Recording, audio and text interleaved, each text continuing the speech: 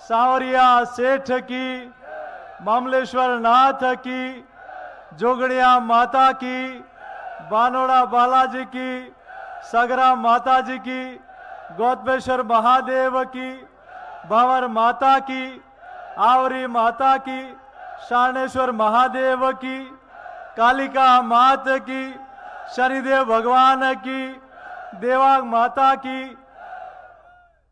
हमारे बीच में उपस्थित इस वीरता और शौर्यता की धरती पर भैया व्यक्तिगत नारे प्लीज एक नारा लगाएंगे, बोले श्री नरेंद्र मोदी जिंदाबाद, श्री नरेंद्र मोदी जिंदाबाद। हमारे इस कार्यक्रम में हम सब लोगों को जिनका सानिध्य मिला है, जिन्होंने मात्र 100 दिन के अंदर संकल्प पत्र के 45% वायदों को राजस्थान की जनता को समर्पित कर दिया, ऐसे प्रदेश के यशस्वी मुख्यमंत्री श्री भजनलाल शर्मा जी के लिए एक बार जोरदार करतल ध्वनि से स्वागत और अभिनंदन करें। इस वीरता और शौर्यता, इस रण और प्रण की धरती पर जहां चुनाव की रणभेरी बज चुकी है और आप और हम सब लोग सौभाग्यशाली हैं कि इस लोकसभा चुनाव की रण की भेरी में इस चुनाव की पहली जनसभा देश के यशस्वी प्रधानमंत्री जी भी आज के दिन राजस्थान की धरा पर से कर रहे हैं। एक बार जोरदार करतल ध्वनि से देश दुनिया के लोकप्रिय नेता आदरणीय प्रधानमंत्री जी का हम सब लोग वंदन करें, अभिनंदन करें। हमारे बीच में उपस्थित राजस्थान की विधानसभा में एक नहीं 7 बार जिनका प्रतिनिधित्व रहा और अध्यक्ष बनने के बाद एक बड़े भाई की तरह जिनका साथ मुझे मिला, ऐसे आदरणीय राजेंद्र सिंह जी राठौड़ साहब राजस्थान सरकार में पूर्व मंत्री रहे, पूर्व सांसद रहे। मेरे बड़े भाई आदरणीय श्रीचंद कृपलानी जी राजस्थान सरकार में मंत्री, आदरणीय हेमंत मीणा जी, गौतम जी दत्त साहब, यहां उपस्थित हमारे प्रभुलाल सैनी जी, हमारे राजस्थान सरकार के मंत्री हीरालाल नागर जी, हमारे लोकप्रिय विधायक आदरणीय अर्जुन लाल जी, मेरे भाई चंद्रभान सिंह जी, भाई सुरेश जाखड़ जी, हमारे उपस्थित फूल सिंह जी, हमारे तीनों जिलाध्यक्ष, हमारे प्रभारी जी, प्रदेश के मंत्री जी, और जिन्होंने 2019 में चित्तौड़गढ़ से लोकसभा का चुनाव लड़ा और लगा कि कांग्रेस पार्टी ने प्रभु श्री राम लला के निमंत्रण को ठुकरा दिया, तो ऐसी पार्टी को ठुकरा कर जिन्होंने मोदी जी के कुशल नेतृत्व को स्वीकार किया, आदरणीय गोपाल सिंह जी हिडवा साहब, हमारे मंचासीन पूर्व विधायक भाई बद्री जी, आदरणीय रणधीर सिंह जी बिंडर साहब, ललित जी, कृष्ण गोपाल जी, सभी, मुझे इशारा हो रहा है, मुख्यमंत्री जी देख रहे हैं कि, और हम आपके लिए, आपके और जनता के बीच में बाधा भी नहीं बनेंगे, क्योंकि आदरणीय देश के लोकप्रिय नेता आदरणीय नरेंद्र मोदी जी की आगवानी करने के लिए आपको कोटपुतली पहुंच रहा है। मैं तो धन्यवाद देना चाहता हूं मुख्यमंत्री जी आपको कि आपने यहां इस कार्यक्रम में हम सब लोगों को मार्गदर्शन देने के लिए पधारे। मैं इस चित्तौड़ संसदीय क्षेत्र की जनता का ऋणी हूं, आभारी हूं कि मेरे जैसे एक सामान्य कार्यकर्ता का, मेरे जैसे किसान परिवार में जन्मे एक बालक का 2014 में शीर्ष नेतृत्व ने मुझे सांसद का टिकट दिया और यहां की जनता ने 2014 में भी और 2019 में भी रिकॉर्ड बहुमत के साथ और बूथ के स्तर के कार्यकर्ता से यहां की जनता जनार्दन ने कहा कि हमारे बीच का एक कार्यकर्ता आज संसद में जा रहा है। जिस प्रकार से इनका स्नेह, समर्थन, आशीर्वाद मिला वो मेरे जीवन में कभी नहीं भूल सकता। वो मेरे लिए ऋण है और उस ऋण का थोड़ा बहुत मैं कर्ज ब्याज के रूप में इस क्षेत्र का विकास करके प्रयास कर रहा हूं, और वो विकास भी अगर मोदी जी की सरकार नहीं होती तो शायद वो संभव नहीं हो पाता। मैं आप सबका हृदय की गहराई से वंदन करता हूं, अभिनंदन करता हूं। कांग्रेस के नेता भी अभी कई तरह की बातें कर रहे हैं। मैं सिर्फ उनको एक राय देता हूं कि आपने जनता के बीच में तो जा रहे हो, लेकिन अपना 50 साल का हिसाब किताब लेके भी रखना, और हम मोदी जी के इन 10 वर्षों का हिसाब किताब लेके रखेंगे। आप निर्णय जनता करेगी। मैं पूछना चाहता हूं कि आखिर क्या कारण है कि ये 4 लेन भी बीजेपी के राज में बने और 4 लेन से 6 लेन भी भाजपा के राज में बने। मैं कांग्रेस के नेताओं से पूछना चाहता हूं, आखिर क्या कारण है कि यहां मावली से मारवाड़ की ट्रेन भी बीजेपी के राज में बने और मावली से बड़ी सादड़ी की रेल भी बीजेपी के राज में आए। मैं पूछना चाहता हूं, बड़ी सादड़ी से नीमच की रेल भी मोदी जी का 50-60 वर्षों में इंतजार करे। आखिर क्या कारण है कि रतलाम से चित्तौड़ कोटा, उदयपुर से चित्तौड़ अजमेर विद्युतीकरण इतने से वर्षों से क्यों इंतजार कर रहा था? आखिर क्या कारण है चित्तौड़, प्रतापगढ़, उदयपुर में पासपोर्ट ऑफिस इतने वर्षों तक इंतजार करना पड़ा? आखिर क्या कारण है कि चित्तौड़ में केंद्रीय विद्यालय, प्रतापगढ़ में केंद्रीय विद्यालय, नवोदय विद्यालय को इतने वर्षों से इंतजार करना पड़ा? आखिर क्या कारण है प्रतापगढ़ और वल्लभ नगर में कृषि विज्ञान केंद्र को इतने वर्षों तक इंतजार करना पड़ा? आखिर क्या कारण है कि कुराबड़, बड़ीसाड़ी, छोटी सादड़ी में इतने वर्षों से वो टीएसपी में शामिल हो, इतने वर्षों तक मोदी सरकार का इंतजार करना पड़ा? आखिर क्या कारण है कि उदयपुर एयरपोर्ट से 4 फ्लाइट चलती थी, आज 50 वर्षों के बाद 22 फ्लाइट वहां चलती है और 1000 करोड़ का विकास कार्य मोदी सरकार देती है? इसका जवाब दे प्रदेश की, इस क्षेत्र की जनता मांगती है।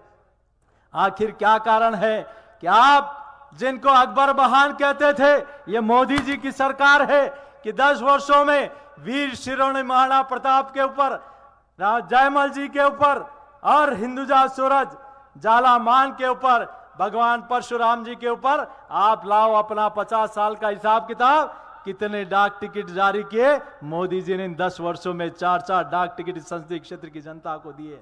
आखिर क्या कारण है कि चित्तौड़ के जौहर स्थल पर इतने वर्षों से विकास नहीं हो सका?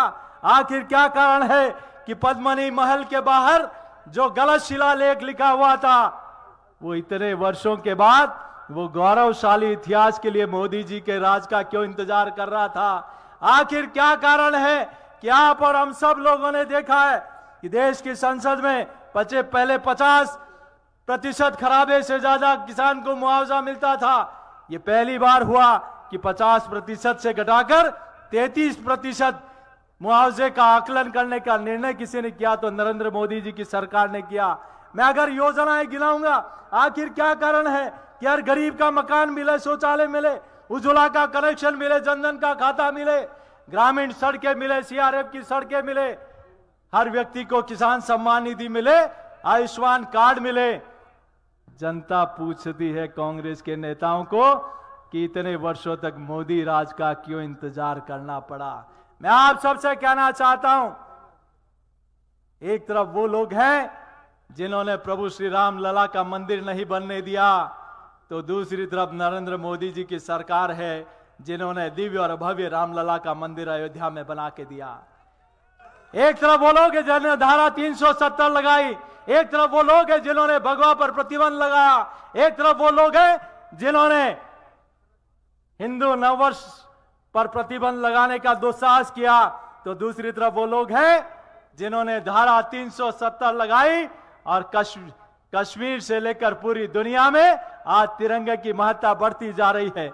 मैं कांग्रेस के नेताओं से आजकल पूछना चाहता हूं कि वो बड़े गलत तरीके से कुछ लोग कुछ चीजों को प्रेडिक्शन करने का काम कर रहे हैं, वो कुछ गलतफहमियां पैदा करने का भी प्रयास कर रहे हैं।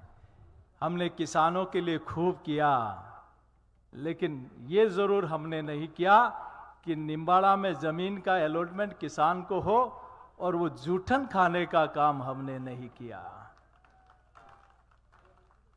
हमने रेलवे हाईवे बने तो गिट्टी और जमीन को एक्वायर करके उसका लाभ उठाएं, ये काम हमने नहीं किया। हमने किसी कार्यकर्ता चाहे विरोधी हो उसकी हत्या करने का पाप हमने नहीं किया। हमने कभी भी राजनीति में जनता के विश्वास के साथ आए हैं, किसान के कल्याण और गरीब के साथ आए हैं। मैं आपसे पूछना चाहता हूं कि कोई भी गलत काम करे तो उसका नार्को टेस्ट होना चाहिए कि नहीं होना चाहिए? पूरी ताकत के साथ बोलो, होना चाहिए कि नहीं होना चाहिए? जो पोषाहार में बच्चों का आहार खा जाए उसका जांच होना चाहिए कि नहीं होना चाहिए? जो 2 रुपए में डोडा चूरा खरीदे और 100 किलो में बेचे उसकी जांच होनी चाहिए कि नहीं होनी चाहिए? तो सीपी जोशी भी तैयार है तो विरोधी भी यहां आने को तैयार है कि नहीं, ये पूछना चाहिए कि नहीं पूछना चाहिए? हमने एक साधारण परिवार से हूं, किसान परिवार से हूं, लेकिन ये तुच्छ और जूठन खाने का पाप हम कभी नहीं कर सकते। जनता के लिए समर्पित भाव से खड़े हैं। ये सीपी जोशी चुनौती देता है। राजनीति में चंद साल हुए होंगे साधारण परिवार के होने के बाद भी, और ये कहने के लिए भी ढाई हाथ का कलेजा चाहिए राजनीति में। और वो वही कह सकता है जिन्होंने एक तपस्या के साथ, सच्चे मन के साथ सेवा करने का काम किया है। मैं उन लोगों को चुनौती देता हूं जो राजनीति में इतने वर्षों से काम कर रहे हैं, किया है ईमानदारी से, तो इस चित्तौड़ की धरा पर आ जाए, जनता के बीच में आ जाए। आप भी आइए, मैं भी आऊंगा, निर्णय जनता करेगी। मैं पुनः आदरणीय मुख्यमंत्री जी का बहुत धन्यवाद अर्पित करते हुए, माननीय मुख्यमंत्री जी, आपने महाराणा प्रताप कॉरिडोर को चित्तौड़ से जोड़ा। बागोलिया डैम, मैनाली डैम, भाई सुरेश जी, हम सब लोगों ने, यहाँ के सभी माननीय विधायकों ने जो कहा वो आपने किया। एक बार जोरदार करतल ध्वनि से माननीय मुख्यमंत्री का वंदन करते हैं, अभिनंदन करते हैं। अब मैं आपके और बीच में नहीं कहते हुए ये कहते हैं कि सीपी जोशी हेलीकॉप्टर में घूम रहा है। मैं तो फकीर हूं, ये तो पार्टी ने दिया है कि कांग्रेस का सफाया राजस्थान से करना है, तो इस टीम के साथ घूम रहा हूं। लेकिन ये जरूर कहूंगा कि हम सब लोग उन लोगों को चोट करने की तारीख 26 तारीख है जिन्होंने सनातन को गाली निकाली है, उसकी तारीख है 26, और जिन्होंने सनातन का सम्मान किया है उसको वोट देने की तारीख है 26। तैयार है हम सब लोग? और मित्रों, मैं विश्वास दिलाता हूं मोदी जी के तीसरे कालखंड में हमारा शीर्ष नेतृत्व और वरिष्ठ नेता बैठे हैं। आप सबके सहयोग से और आपके आशीर्वाद से मोदी जी जब तीसरे बार 400 पार के प्रचंड नारे के साथ प्रधानमंत्री बनेंगे तो आप सब लोगों के सहयोग से हम सब लोगों को यहां के कामों को भी आगे बढ़ाने का काम मिलेगा। और दावे के साथ 50 वर्षों में जो नहीं कर पाए वो मोदी जी ने करके दिखाया है। तो हम लोग तैयार हैं, हर बूथ पर जाएंगे, भाजपा को जिताएंगे, इस बालक को आशीर्वाद देंगे, इस बेटे को आशीर्वाद देंगे, इस भाई को आशीर्वाद देंगे। मोदी जी तीसरी बार प्रधानमंत्री बने, इसके लिए 26 तारीख तक अपने समय का दान करेंगे। तो उठाएं दोनों हाथ और मुख्यमंत्री जी को विश्वास दिलाएं। बोले भारत माता की, भारत माता की, भारत माता की जय। जय श्री राम। बहुत बहुत धन्यवाद। मैं इस कार्यक्रम के पहले एक सूचना आपको देना चाहता हूं। हम सब लोग जो आह्वान आदरणीय सीपी जोशी जी ने हमारे समक्ष किया है, हम लोगों का किया है, आज सीपी जोशी जी का नामांकन है।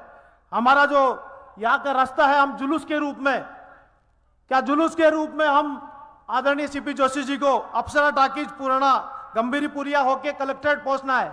आप इस जुलूस के लिए तैयार हो तो एक बार जोरदार हाथ खड़े करके आदरणीय मुख्यमंत्री जी के सामने मैं आदरणीय मुख्यमंत्री जी के स्वागत अभिनंदन के लिए हल्दर भेंट करने के लिए आदरणीय प्रभुलाल सैनी जी, आदरणीय जाबर सिंह कर्रा जी, आदरणीय सुरेश धाकड़ जी, आदरणीय चंद्रमा नाकिया जी, आदरणीय बद्रीलाल जी जाट जी, आदरणीय उदयलाल डांगी जी को आमंत्रित करता हूं।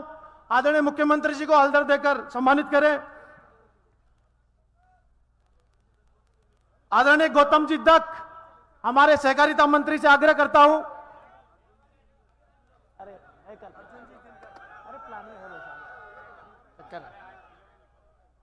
तलवार भेंट करने के लिए आदरणीय मुख्यमंत्री जी को तलवार भेंट करने के लिए मैं आदरणीय हेमंत जी मीणा, आदरणीय गौतम जी दत्त, आदरणीय अर्जुन लाल जी जिनकर, आदरणीय हीरा लाल जी नागर, हमारे ऊर्जा मंत्री भी हमारे समक्ष में है, उनको और आदरणीय राजवी जी को निमंत्रित करता हूं। हमारे यशस्वी मुख्यमंत्री जी को तलवार बैठकर अभिनंदन करें। आदरणीय फूलचंद मीणा जी, आदरणीय चुन्नीलाल जी गरासिया जी, हमारे सांसद,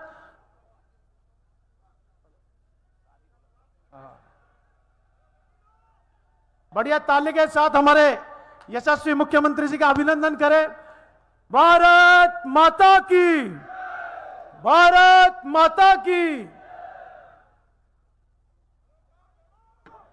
भारत माता की, नरेंद्र मोदी जिंदाबाद, भजन लाल शर्मा जिंदाबाद, सीपी जोशी जिंदाबाद, फूल कमल का जिंदाबाद। अब हम सब लोग जिसके लिए आतुर हैं और जिनकी प्रतीक्षा कर रहे थे, ऐसे मुख्यमंत्री जिन्होंने गारंटी दी इस प्रदेश को भय मुक्त करने की, जिन्होंने गारंटी दी इस युवाओं को जिनके पेपर लीक हो गए थे, जिनका भविष्य खराब हो गया था और जो नाथी के बाड़े में पेपर लीक किया करते थे, उनको आमंत्रित करता हूं। भजन लाल शर्मा जी को आप सब लोग ताली के माध्यम से आदरणीय मुख्यमंत्री जी का स्वागत करें।